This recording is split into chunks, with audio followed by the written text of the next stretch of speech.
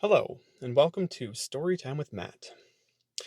This is the author reading my own original content and sharing it with you free of charge on YouTube. I am going to ask that you immediately lower your expectations of this work. You get what you pay for. What I'm posting is a working draft, not a final product.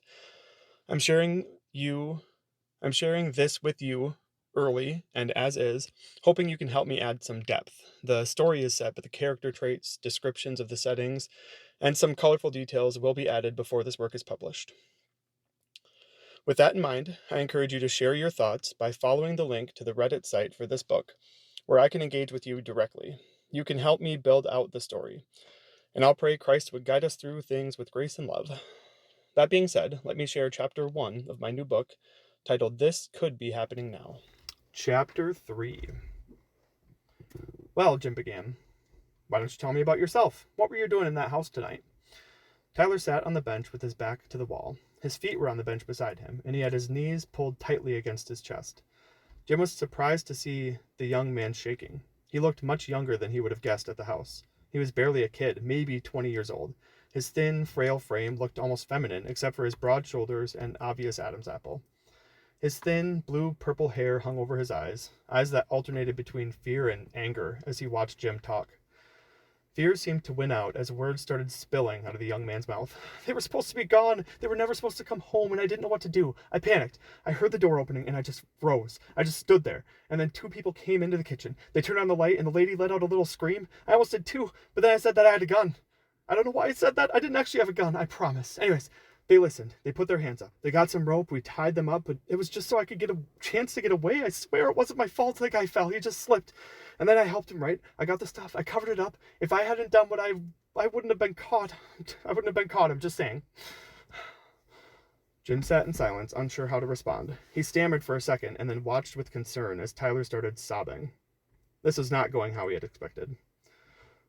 How long am I going to be in jail? The frail voice broke Jim's heart. Oh my gosh, sir, I promise you, you will not be going to jail, Jim replied earnestly. A light of hope flickered in Tyler's eye as he looked at Jim. Jim continued, Mr. and Mrs. Dreyfus won't be pressing charges. She said you were so kind to them and gentle, and were especially impressed that you stayed to help bandage Mike's head. So you do not have to worry about that. Tyler seemed to be questioning whether to believe him or not, but he looked much calmer and more hopeful. He had stopped crying and looked at Jim. He looked around himself and the cell he was in. He stood from the bench, seeming more in control of himself and more confident. If I'm not going to jail, then let me out now. Jim felt a twinge of guilt at his choice of words. Okay, so maybe that was a little bit premature of myself. I can't promise you won't go to jail now. It's up to the judge, but there is no way they're going to keep you. Tyler looked a little angry but confused. Keep me for what? He asked. Breaking and entering, Jim replied. But you just said they aren't pressing charges, Tyler replied. Right, they aren't, but the city might.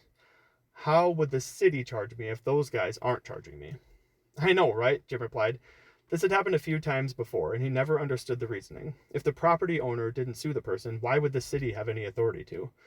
Nathan had tried to explain something about the city having the responsibility to ensure the safety of its residents, but Jim had stopped listening. It didn't make much sense, but he had to go by the law. He was an officer of the law, after all. Jim attempted to redirect the conversation.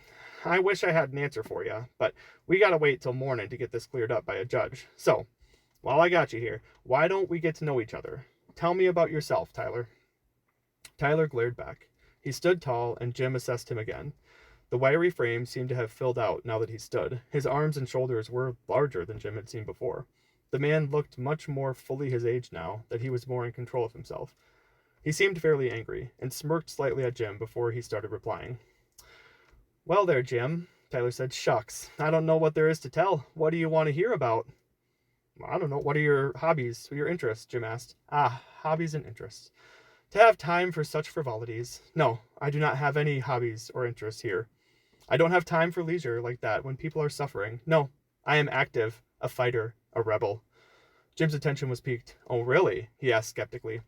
Tyler smiled as he looked at him. He seemed to be taking stock of how Jim looked, almost as if to decide if he could trust him or not. Tyler stared into Jim's eyes for a moment, and Jim stared back. He felt himself start to grow somewhat eager with an odd anticipation as the silence continued. Suddenly, Tyler broke it with a loud clap. "Son of a bitch," Tyler said as he jumped up. He was almost bouncing around the cell for a minute. He shook himself and then took a seat again, smiling and staring at Jim. Jim had been sitting and watching with growing curiosity at the behavior. Tyler cleared his throat and said, "Sorry about that. Just did not expect to see another one here." "Another what?" Jim asked. He was literally sitting on the edge of his seat. "An ally," Tyler almost whispered. Jim felt a wave of pride slide up his spine as he heard the word. He nodded to himself, thinking of the rainbow flag that proudly hung on the steeple of his church. "Yeah, I am an ally, aren't I?" he thought to himself. "How could you tell?" Jim asked quietly. Tyler smiled to himself. "We have ways. You get pretty good at figuring out who you can trust and who you can't, figuring out who's cool and who's dangerous. If you can't, you get caught and put into your place. So, yeah, I can tell." Jim was surprised, but also felt his chest was full. He was very glad Tyler felt him worthy of such trust. "I can tell. I can trust you. I can tell you the real reason I was in that house tonight," Tyler said. Jim felt his chest fill more as he was drawn into Tyler's inner circle. "First, though, you got to tell me what you know about Mike Dreyfus." "Who?" Jim asked, surprised for a moment. His mind took a second to connect things right now, back to the rest of the night. He cleared his head and replied, "Oh, right. Yeah, he owns the house you broke into. He's a pastor at the church in town.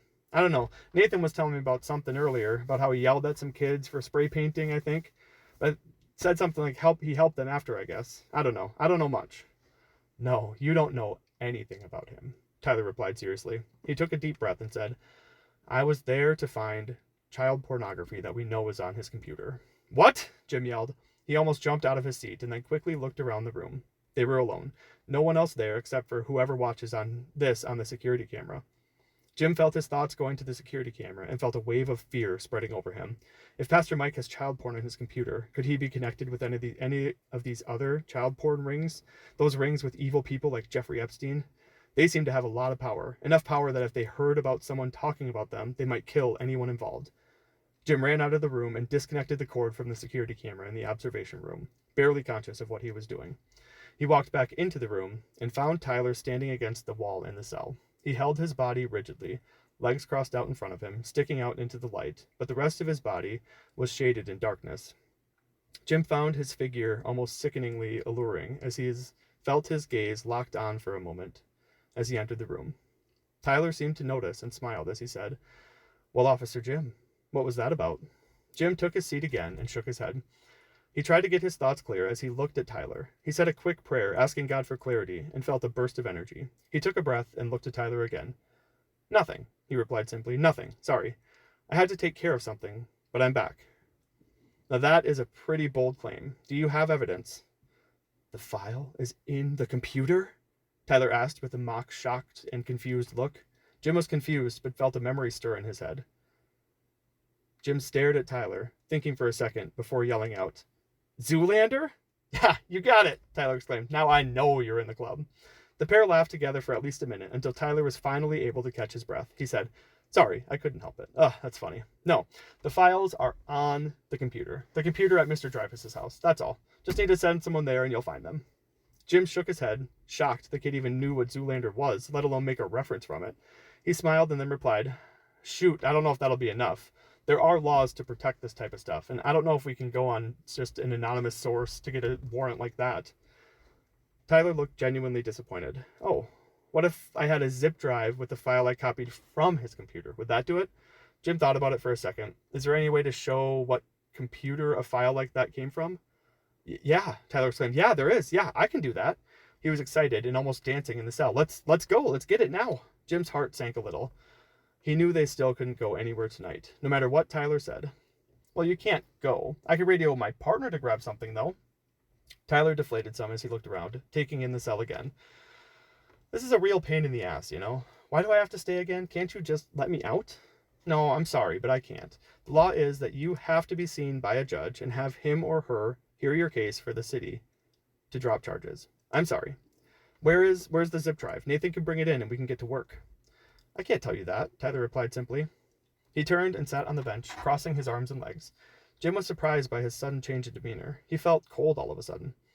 "Oh," Jim said. He felt his chest deflate. "Well, once we have the evidence, we can start writing up what we need for a search warrant. Until then, I mean, I guess it'd be better if I got to know you, so maybe we could use you as a character witness. Would you be willing to do that and share how you discovered the child porn? Tyler thought for a second and then nodded to himself. I could do that, yeah. Jim felt his excitement grow at getting to know Tyler better. He didn't know why, but he felt like he looked up to Tyler a little, even though the man was obviously younger than himself. He leaned back in the chair as one thought jumped to his mind. He quickly asked the question before he forgot it. Oh, is the zip drive somewhere safe? Tyler seemed annoyed by the question, but said, Yeah, I put it in my van. Yeah, it's safe. Jim nodded and motioned to Tyler to take a seat. When they were both sitting, Tyler continued, So how do we do this? Jim shrugged his shoulders. I don't know. I've never done such an informal interview before. Why don't you start at the beginning? All right, then, the beginning. Well, I mean, in the beginning, there was God, right? And the Word was with God, and the Word was God. Tyler's demeanor darkened as he continued, and my master turned from God, dragging humanity down with him. Tyler stared at Jim with a dark look in his eyes as silence filled the room. Jim didn't know what to do and just stared back, feeling the tension build. A slightly crazy twinge filled Tyler's face, and then, in a second, he burst out laughing. He sat back against the wall of his cell, slapping his knee. Man, you are too easy, you know that? Jim didn't know what he meant, but found himself laughing somewhat uncomfortably along with Tyler. Tyler continued. I suppose that's back too far, huh? Well, how about my childhood? Yeah. Let's start there. End of chapter 3.